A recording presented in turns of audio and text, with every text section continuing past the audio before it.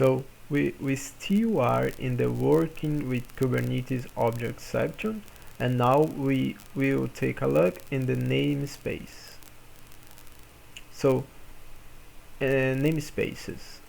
Kubernetes support multiple virtual clusters backed by the same physical cluster.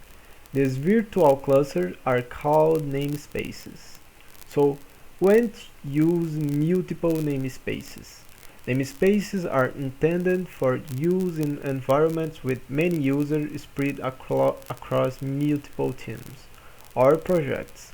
For clusters with a few or tens of users, you should not need to create or think about namespace at all.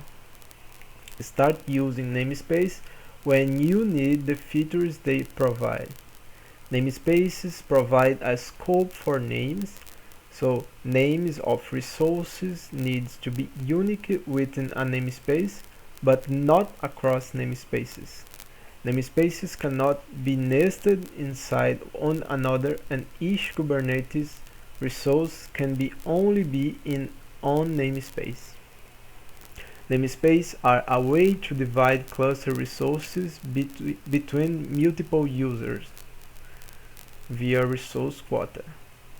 It's not necessary to use multiple namespaces to separate slightly different resources, such as different versions of the same software, and for this, use labels to distinguish resources within the same namespace. So let's see, working with namespaces.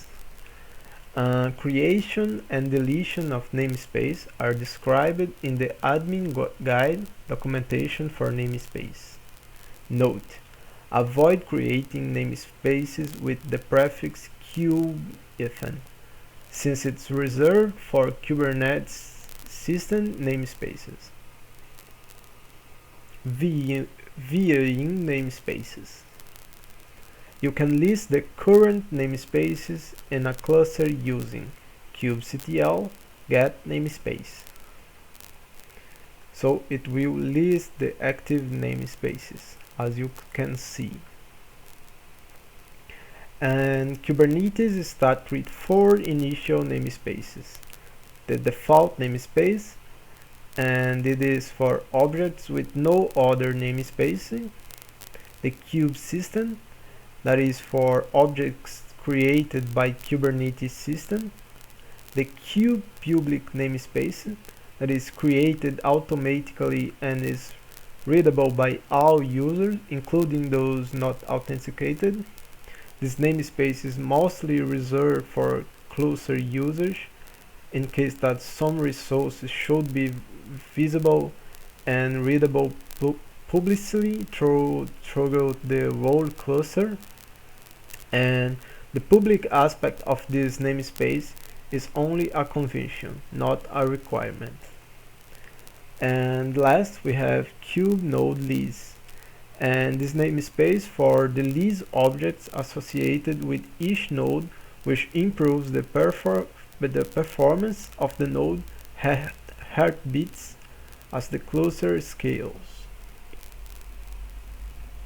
So let's see, setting the namespace for a request. To set the namespace for a current request, use the -- namespace flag. For example, kubectl run nginx, and using a image nginx, a namespace equal and the name of the namespace.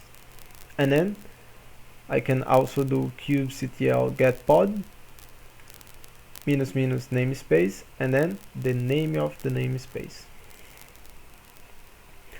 Setting the namespace preference. You can permanently save the namespace for all subsequent kubectl commands in that context. You can do this by typing kubectl config set context --current --namespace and the name of the namespace. You can validate it by typing kubectl config view --minify grep namespace. So let's take a look now in namespace and DNS. So when you create a service, it creates a corresponding DNS entry. This entry is of the form service name.namespacename.svc.cluster.local, which means that if a container only uses service name, it will resolve to the service which is local to a namespace. This is useful for using the same configuration across multiple namespaces such as development, staging, and production. If you want to reach across namespaces, you'll need to use the fully qualified domain name. So, not all objects are in a namespace. Most Kubernetes resources, such as pods, services, application controllers, and others, are in some namespace. However, namespace resources are not themselves in a namespace, and low-level resources, such as nodes and persistent volumes, are not in any namespaces. To see which Kubernetes resources are and aren't in a namespace, you can type kubectl API -resources -namespaced equals true to see what resources are in a namespace. And for the resources that aren't not in the namespace, you can type kubectl API -resources -namespaced equals false. There is also automatic labeling, and this feature is for Kubernetes 1.21 beta.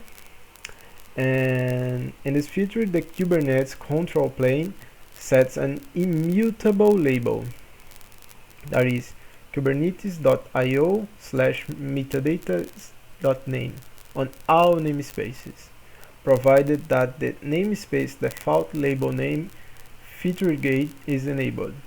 The value of the label is the namespace name. That's it for today.